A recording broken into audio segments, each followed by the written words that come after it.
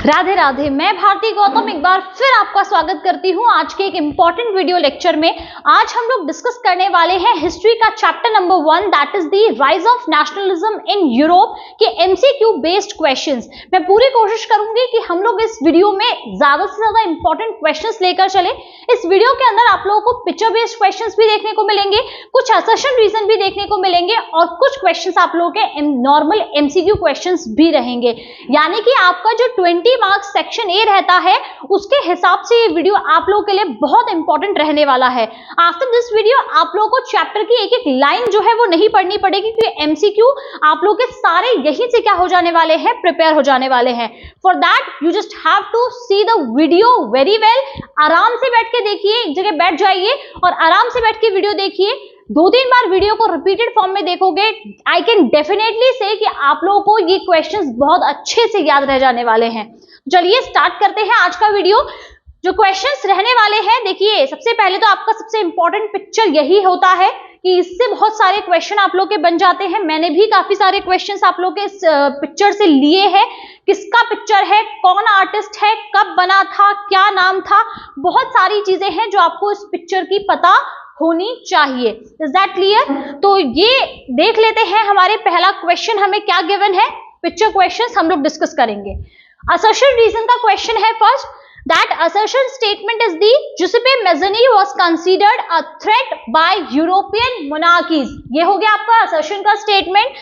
The reason is the Mazzini advocated for liberal democratic ideas and the establishment of nation states which threaten the existing monarchical order। यानी कि आपको यहां पर बोला कि मेज़नी एक थ्रेट है, किसके लिए, मोनार्कियल सिस्टम के लिए। रीजन क्या दे दिया, क्योंकि मेज़नी क्या कर रहे थे, मेज़नी उन चीजों के पक्ष में थे जो लिबरल आइडियाज थे, लिबरल मूवमेंट थे, उनके पक्ष में थे, जो किसके लिए थ्रेट था, जो लाइक करंट मोनार्कियल सिस्टम थे उनके लिए बहुत बड़ा थ्रेट था। तो दोनों ही स्टेटमेंट आपके करेक्ट है और रीजन जो है वो असर्शन का एक करेक्ट एक्सप्लेनेशन आप कह सकते हैं वो दे रहा है। The correct option is the both A and R true and R is the correct explanation of A. तो ये ऑप्शन आप लोगों का बिल्कुल ठीक बैठ जाता है। नेक्स्ट है आप लोगों का असर्शन स्टेटमेंट दिया हुआ है, the French revolution spread the idea of nationalism across Europe. यानी कि जो फ्रेंच रेवोल्यूशन है उसने नेशनलिज्म के आइडियाज को पूरे यूरोप में क्या किया है, स्प्रेड किया है। तो ये स्टेटमेंट बिल्कुल करेक्ट है। रीजन की अगर बात करूं तो the revolution aimed at bringing absolute monarchs to power in all European countries. तो जो आपका रेवोल्यूशन था, क्या वो एब्सोल्यूट मोनार्क को वापस लाने के लिए था कि पूरे यूरोप में जो मोनार्क है, यानी कि जो एब्सोल्यूट का मतलब क्या है, जिनके ऊपर कोई नियंत्रण नहीं है, जिनके ऊपर कोई कंट्रोल नहीं है, डेस्पोटिक रूलर्स जो एक तरीके से हम लोग कहते हैं, क्या उनको वापस लाने के लिए रेवोल्यूशन किया गया था? तो that reason is totally a wrong statement, ये बिल्कुल गलत है। तो आपका यहां पर करेक्ट ऑप्शन क्या होगा, A is true but R is wrong। A is true but R is wrong। Is that clear? तो आपका करेक्ट ऑप्शन ये हो गया A is true but R is false। So that C is the correct answer। Next है आप लोगों का What was the primary objective of the Congress of Vienna in 1850? आप लोगों को पता है कि नेपोलियन की डिफीट के बाद, यानी कि 1815 में वाटरलू बैटल में नेपोलियन को हरा दिया गया। उसके बाद क्या होता है, वियना में कांग्रेस होती है, ट्रीटी ऑफ वियना होती है। उसका ऑब्जेक्टिव बता रहा है आप लोगों को, इसका प्राइमरी ऑब्जेक्टिव क्या है, to establish democratic governments, to restore monarchies and suppress liberal ideas, to promote trade and commerce and to support Napoleon's rule in Europe. तो नेपोलियन तो हार चुका था तो वो ऑप्शन तो होगा नहीं। इसके अलावा अगर बात करें टू स्टैब्लिश डेमोक्रेटिक गवर्नमेंट्स, तो ये भी नहीं था, and to promote trade and commerce, so that is also not the primary objective. तो प्राइमरी ऑब्जेक्टिव था जो पहले वाला कंजर्वेटिज्म था, यानी कि जो मोनार्कियल सिस्टम था उसको दोबारा से क्या करना, रीस्टोर करना, और जो लिबरल आइडियाज थे उन्हें कहीं ना कहीं सप्रेस करना। लेकिन ये कंजर्वेटिज्म पहले वाला कंजर्वेटिज्म नहीं था, इसके साथ साथ कुछ जो मॉडर्निटी थी, यानी कि नेपोलियन ने जो कुछ चीजें स्टार्ट की थी उनको वापस से जारी रखा गया, बिल्कुल प्रॉपर कंजर्वेटिज्म नहीं लाया गया। Is that clear? So that to restore monarchies and suppress liberal ideas is the correct answer। next question है आप लोगों का, the Congress of Vienna was hosted by which of the following country? so Vienna कहां पर है, Vienna किस country की capital है, ये पता है आप लोगों को? सो दैट वियना कांग्रेस कहां पर किसने होस्ट की थी? France, Prussia, Austria and Russia. That is the Austria. Austria को गलती से ऑस्ट्रेलिया मत पढ़ लिया करिए, दैट इज दी ऑस्ट्रिया, ठीक है ना। ऑस्ट्रिया एक यूरोपियन कंट्री है आप लोगों की, वहीं पर इसे क्या किया गया था? होस्ट किया गया था। किसने होस्ट किया था? कई बार ये क्वेश्चन भी बन जाता है, आई थिंक मैंने लिया है ये क्वेश्चन, तो देख लेते हैं आगे, ठीक है। What impact did the Congress of Vienna have on nationalism in Europe? Congress of Vienna का क्या इंपैक्ट रहा? नेशनलिज्म की जो फीलिंग थी यूरोप के अंदर, उस ओवरऑल चीज पर कांग्रेस ऑफ वियना का क्या इंपैक्ट रहा?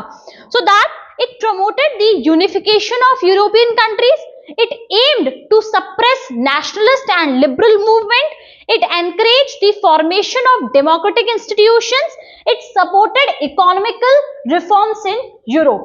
तो देखिए कहीं ना कहीं मैंने आपको ये बताया कि वियना कांग्रेस का प्राइमरी ऑब्जेक्टिव क्या था कि जो मोनार्कियल सिस्टम था उसको वापस से रिस्टोर करना और जो लिबरल मूवमेंट्स है उन्हें कहीं ना कहीं सप्रेस करना। तो वो यूनिफिकेशन के आइडियाज को तो प्रमोट करेंगे नहीं, उन्हें सपोर्ट करेंगे नहीं, डेमोक्रेटिक इंस्टीट्यूशंस उनको चाहिए नहीं, और जो इकोनॉमिकल रिफॉर्म्स थे उनके लिए भी वो बहुत ज्यादा पक्ष में नहीं थे। तो that it aimed to suppress nationalist and liberal movement, यानी कि जो नेशनलिस्ट मूवमेंट थे, जो मोनार्कियल सिस्टम के अगेंस्ट जितने भी मूवमेंट थे, उनको कहीं ना कहीं दबाना ही क्या था, एक पूरी नेशनलिज्म के ऊपर एक बहुत बड़ा इम्पैक्ट जो है वो उसका हम लोग को देखने को मिल रहा था। जितने भी नेशनलिस्ट मूवमेंट चल रहे थे, लोग जो लिबरल आइडियाज के साथ सामने आ रहे थे, उन मूवमेंट्स को कहीं ना कहीं दबाया जा रहा था with the Vienna Congress. Is that clear?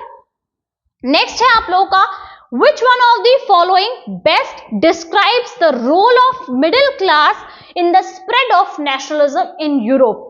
आप लोगों को मैंने ये चीज हमेशा से बोली है, पहले भी बोली है कि मिडिल क्लास किसी भी रेवोल्यूशन या किसी भी चेंज के लिए सबसे इंपॉर्टेंट होता है, क्योंकि हाई क्लास अपने में मस्त रहती है, उसे कोई मतलब नहीं है। जो पुअर क्लास होती है उसको अपनी रोटी कमाने से फर्क पड़ता है, उसे ये नहीं पड़ता कि दुनियादारी में क्या चल रहा है। तो बचती कौन सी है? Middle class. जो बीच में है वही लोग सोसाइटी के अंदर जो मेजर चेंजेस आते हैं उनके लिए क्या होते हैं? रिस्पॉन्सिबल होते हैं। तो आपसे पूछा है कि यहाँ पर कौन सा स्टेटमेंट डिस्क्राइब कर रहा है किसके रोल को? मिडिल क्लास के रोल को। किसमें? नेशनलिज्म की फीलिंग को स्प्रेड करने में। कहां पर? यूरोप के अंदर। They focus only on industrial development, they supported traditional monarchies, they played a key role in spreading liberal and nationalist ideas, they had no influence on European politics। तो बेटा सबसे इंपॉर्टेंट जो है वो लिबरल जो middle class था, उसने कहीं ना कहीं जो नेशनलिज्म का आइडिया था उसको सभी जगह पर स्प्रेड करने में क्या किया है? बहुत ज्यादा हेल्प किया है। क्लास 9 से आप लोग फ्रेंच रेवोल्यूशन पढ़ते आ रहे हैं, उसमें आप लोगों ने देखा था कि जो हमारे रूसो हो गया, इसके अलावा जॉन लॉक हो गए, इन सभी लोगों ने अपने आइडियाज के थ्रू जो मिडिल क्लास थी उन्हें क्या बोलते हैं? अवेयर किया था कि आप लोगों को अब क्या करना है, एक नेशनलिज्म की फीलिंग को स्प्रेड करना है बाकी लोगों के अंदर, और जो मोनार्कियल सिस्टम है उसे क्या करना है? खत्म करना है। तो यहाँ पर यही चीज की गई कि इन लोगों ने लिबरल जो मूवमेंट थे और जो नेशनलिस्ट फीलिंग थी उसे सभी जगह पर क्या किया है? स्प्रेड किया है। क्लियर है? नेक्स्ट है आप लोगों का, which of the following was a reason for the disintegration of the Ottoman Empire in the 19th century? यानी कि ऑटोमन एम्पायर के डिसइंटीग्रेशन यानी कि टूटने का कारण क्या रहा आपका 19th सेंचुरी में? इट्स अ स्ट्रॉन्ग इकोनॉमी, अगर इकोनॉमी स्ट्रॉन्ग होती तो नहीं टूटता। Religious unity among various ethnic group, growing nationalist sentiments among its diverse ethnic communities, support from European monarchies। आपको पता है कि ऑटोमन एम्पायर के अंदर बहुत सारे अलग अलग लोग रहते थे, बहुत सारे अलग अलग एथनिक ग्रुप्स रहते थे, यानी कि जिनके अपने कल्चर, हेरिटेज, ट्रेडिशन सबके अलग अलग थे। तो वो अलग अलग जो एथनिक ग्रुप्स थे उनके अंदर कहीं ना कहीं नेशनलिस्ट सेंटिमेंट्स डेवलपमेंट होने लगे थे, नेशनलिज्म की फीलिंग उनके अंदर डेवलप होने लगी थी। तो जब वो कम्युनिटीज अलग अलग होने लगी तो जो ऑटोमन एम्पायर था वो भी क्या हो गया? आपके पूरी तरीके से बिखर गया। Is that clear? So that growing nationalist sentiments among its diverse ethnic communities or groups. Is that clear? So that is the correct answer. Identify the correct feature associated with romanticism in Europe. आपको बताना है कि romanticism का एक feature क्या है इसमें से.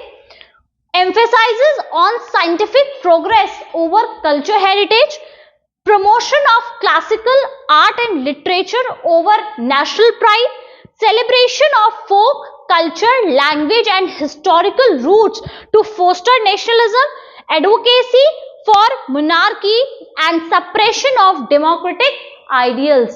तो देखिए आप लोग का जो रोमांटिसिज्म है वो कहीं ना कहीं आपका लैंग्वेज, हिस्ट्री, लव, इन सारी चीजों से क्या करता है, अटैच करता है. तो वो जो साइंटिफिक वाली चीजें हैं ना, वो उन सब चीजों को नहीं मानता. वो मानता किसको है, वो ट्रेडिशन को मानता है, कल्चर को मानता है, हेरिटेज को मानता है, फोकलोर्स को मानता है, गानों को मानता है. तो ये सारी चीजें क्या होती हैं, रोमांटिसिज्म होती हैं. तो that celebration of folk culture, जो कि लोक कल्चर होता है, लोक नृत्य वगैरह जिसे हम लोग बोलते हैं, है ना, लोकल जो होता है, language and historical roots to foster nationalism की, इन सारी चीजों का इस्तेमाल, लोगों की जो हिस्ट्री है, लोगों की जो कॉमन हिस्ट्री है, जो कॉमन कल्चर है, लोगों के जो कॉमन फोकलोर है, उन सारी चीजों का इस्तेमाल किया जाए किसको फोस्टर करने के लिए, लोगों के अंदर नेशनलिज्म की फीलिंग को स्ट्रॉन्ग करने के लिए. Is that clear? Next question की तरफ मूव करते हैं.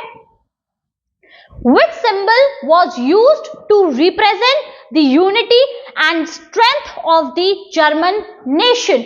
जर्मन नेशन के अंदर क्या रिप्रेजेंट कर रहा है, कौन सा सिंबल रिप्रेजेंट करता है unity and strength? Mariana, Germania, liberty and the Britannia. So that आपका करेक्ट आंसर क्या है, जर्मेनिया. जर्मन के अंदर क्या होती है, जर्मेनिया होती है ना. तो दैट जैसे भारत के अंदर भारत माता होती है, जो यूनिटी को, जो स्वतंत्रता, लिबर्टी को, इन सारी चीजों को दर्शाती है, उसी तरीके से जर्मन के अंदर यूनिटी और स्ट्रेंथ का सिंबल क्या है, जर्मेनिया. Is that clear? आप लोगों को वो जर्मेनिया वाला पिक्चर बहुत अच्छे से याद रखने की जरूरत है. उस पिक्चर के अंदर ना बहुत सारी चीजें हैं. उसका जो क्राउन है वो किस लिए है, उसका जो हाथ में तलवार है वो किस लिए है, तो बहुत सारे सिंबल्स है. जो चेन है वो किस चीज का सिंबल है, तो वो सिंबल किस किस चीज के क्या क्या सिंबलाइज कर रहे हैं, that you know very well. हम डिस्कस करेंगे इस वीडियो के अंदर सारी ही चीजों को, but you have to be like very consistent with the video. आप लोगों को पूरा वीडियो देखना पड़ेगा, आराम से देखना पड़ेगा, तभी आप लोग को चीजें समझ में आएंगी. ठीक है ना? Which of the following best describes the concept of nation state? A state governed by multiple dynasties and kingdoms, a political entity with shared national identity and culture, a region dominated by religious authorities, a federation of independent monarchies. Nation state पूछ रहा है आपसे, तो monarchies तो ये नहीं हो सकती है, चाहे इंडिपेंडेंट हो या किस तरीके की भी हो. A state government by multiple dynasties and kingdoms, तो ये भी ये नहीं है कि अलग अलग स्टेट पे अलग अलग डिफरेंट डायनेस्टीज या किंगडम्स जो है वो रूल कर रहे हो, दैट इज नॉट पॉसिबल. तो that a political entity with shared national identity and culture, एक ऐसी टेरिटरी जहां पर सभी लोग एक कॉमन कल्चर, एक कॉमन नेशनल आइडेंटिटी के साथ रहते हैं, वही क्या कहलाता है आप लोगों का, नेशन स्टेट कहलाता है. जैसे आप लोग देखिए कि हम लोग, कोई यूपी में है, कोई बिहार में है, कोई उत्तराखंड में है, वी आर हैविंग 28 स्टेट और अलग अलग स्टेट्स में हम लोग रह रहे हैं, लेकिन हमारे बीच हमारी एक कॉमन आइडेंटिटी, कॉमन एक कह सकते हैं हिस्ट्री हमारी सभी की एक है, और हमारी जो पहचान है, हमारी कॉमन आइडेंटिटी क्या है, that we all are Indians. हम सभी लोग क्या हैं, भारतवासी हैं. तो यही क्या है आपका नेशन स्टेट को दिखाता है. ठीक है? नेक्स्ट क्वेश्चन है, which of the following was a major factor leading to the rise of nationalism in Europe? इसमें से कौन सा सबसे मेजर फैक्टर है जो क्या कर रहा है आपका नेशनलिज्म की जो फीलिंग है यूरोप में उसको अराइज करता है? The expansion of feudalism, suppression of all local customs, the influence of revolutionary ideas like liberty and equality, increased power of monarchies across Europe. तो देखिए फ्रेंच रिवॉल्यूशन से हमारे कौन से आइडियाज जो है वो इमर्ज हुए थे? That is equality, liberty and fraternity. ये तीनों आइडियाज जो है हमें वहां से देखने को मिले और इन तीन आइडियाज से ही बाकी पूरे यूरोप के अंदर क्या हुआ, आपके नेशनलिस्ट सेंटिमेंट्स लोगों के अंदर क्या होने लगे, डेवलप होने लगे। तो that the influence of revolutionary ideas like liberty and equality, इससे बाकी के यूरोप के अंदर नेशनल सेंटिमेंट्स क्या होने लगे, डेवलप होने लगे। So the correct answer you got. Next question है आप लोगों का, the 1830s were marked by various revolutions across Europe. Which country gained independence from the Ottoman Empire during this period? यानी कि आपको पता है 1830s में बहुत सारे अलग अलग रेवोल्यूशंस हम लोग को देखने मिले। 1838 से 48 तक का टाइम काफी सारे रेवोल्यूशंस हम लोग को देखने को मिले और इस दौरान कौन सी कंट्री ऑटोमन एम्पायर से क्या हुई थी, इंडिपेंडेंट हुई थी, ये आपको बताना है। Germany, Greece, Italy and Belgium. The correct answer is the Greece. आपकी 1832 में द ट्रीटी ऑफ कॉन्स्टेंटिनोपल से क्या हुआ था, आपका ग्रीस एक as a independent nation proclaim कर दिया गया था। क्लियर है। नेक्स्ट क्वेश्चन की तरफ मूव करते हैं। Who among the following was instrumental in the unification of northern Italy? Italy जो है वो 7 अलग अलग पार्ट्स में डिवाइड था, ये आप लोग को पता था। कुछ पार्ट जो है वो किंग के पास ही था, कुछ पार्ट पोप्स के पास था, सेंट्रल पार्ट। नीचे वाला पार्ट जो है वो आपका सदर्न पार्ट वो स्पेन के जो बर्बन किंग्स थे उनके पास था और जो ऊपर वाला पार्ट था वो आपको ऑस्ट्रिया हंगेरियन एम्पायर था उनके पास था। तो आप लोगों से पूछ रहा है कि नॉर्दर्न इटली को किसने, जो यानी कि सबसे इंपॉर्टेंट रोल किसने प्ले किया नॉर्दर्न इटली को यूनिफाई करने के लिए, है ना। So that Giuseppe Mazzini, Otto von Bismarck, Victor Emmanuel II, Napoleon Bonaparte. So the correct answer here we are having is the Victor Emmanuel II. Is that clear? तो Victor Emmanuel II जो है वो unification of northern Italy के लिए बहुत important रहे हैं, ठीक है ना। नेक्स्ट क्वेश्चन है आप लोगों का, which area on the map represents the Balkan reason known for its ethnic diversity and political instability in the 19th century? दोबारा से पढ़ देती हूँ। Which area on the map represents the Balkan region known for its ethnic diversity and political instability in the 19th century? बताना है कि Balkan reason कौन सी side पर है मैप में, जो कि बहुत ज्यादा जाना जाता है किसके लिए, अपनी एथनिक डाइवर्सिटी के लिए। Is that clear?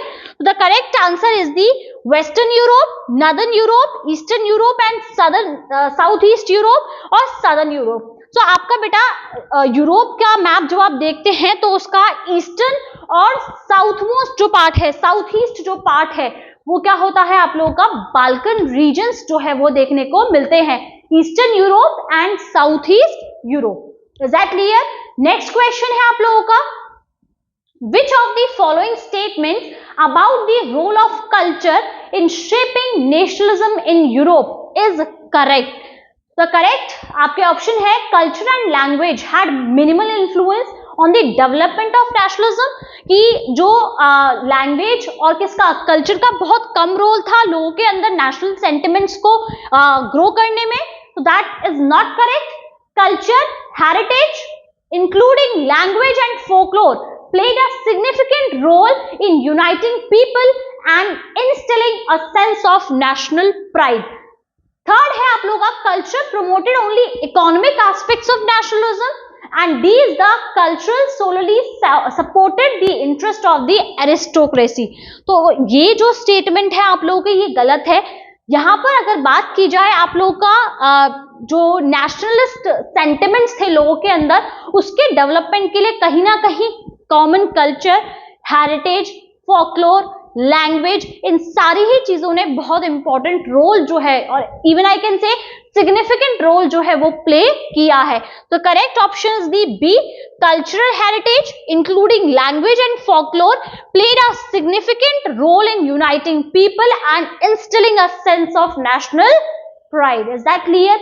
आज भी अगर कहीं पर वंदे मातरम या भारत माता की जय आप लोग सुनते हैं तो सभी के अंदर एक अच्छी वाली पेट्रियोटिक फीलिंग, एक नेशनलिस्ट फीलिंग क्या हो जाती है, अंदर से ग्रो होती है, अंदर से आप अपने आप खड़े होते हैं। कहीं जनगण मन सुनते हो, राष्ट्रगान सुनते हो तो खुद से खड़े हो जाते हो ना। तो वही है कि हम सबके अंदर उस चीज को लेकर एक नेशनल प्राइड है कि हम लोग जब भी वो गाने सुनते हैं या जब भी राष्ट्रगान सुनते हैं तो उसके सम्मान में हम लोग खुद ही क्या हो जाते हैं, खड़े हो जाते हैं। क्लियर है? सो मूव करते हैं नेक्स्ट क्वेश्चन की तरफ। Choose the correct option. 2 statement given है आप लोगों को, देन उसके बाद आपको एक करेक्ट स्टेटमेंट चूज करना है। ठीक है, स्टेटमेंट पहला क्या कह रहा है? Napoleon introduce the Napoleonic code in 1804 which established the principle of equality before the law and abolished all privileges based on birth। अब अगर आपने चैप्टर पढ़ा है तो आप लोगों को पता होगा कि ये स्टेटमेंट बिल्कुल करेक्ट है। जी हाँ, करेक्ट है। ठीक है, नेक्स्ट स्टेटमेंट दिया हुआ है, during Napoleon's rule the feudal system was retained and the peasantry continued to be subjected to serfdom. तो आप लोग को अगर पता है, आपने पढ़ा है तो आप लोग को पता होगा कि नेपोलियन के टाइम पर फ्यूडल सिस्टम और पीजेंट जो सर्फडॉम गुलामी वाली प्रथा थी उसको भी क्या कर दिया गया था, खत्म कर दिया गया था। तो ये स्टेटमेंट आपका क्या है, गलत है। सो दैट करेक्ट आंसर क्या है आप लोगों का? स्टेटमेंट 1 तो करेक्ट है, लेकिन सेकंड जो है वो यहाँ पर इनकरेक्ट है, क्योंकि यहाँ पर क्या कर दिया है, रिटेन्ड है ना, वापस उसे रखा गया था। तो वो रिटेन नहीं था, उसे रिस्ट्रिक्ट कर दिया गया, बल्कि लोगों को फ्री कर दिया गया गुलामी प्रथा से, फ्यूडल सिस्टम को अबॉलिश कर दिया गया था। ठीक है, नेक्स्ट क्वेश्चन है आप लोगों का, which of the following best describes the nature of the 1848 revolutions in Europe। मैंने आपको बताया था 30 से 48 तक अच्छे खासे revolutions is the time period of all revolutions. बहुत सारे रेवोल्यूशंस हम लोग को देखने को मिले, तो उस टाइम पर वो रेवोल्यूशंस को क्या बेस्ट डिस्क्राइब करता है ये आपको बताना है। Primarily peasant led revolts against feudal obligations.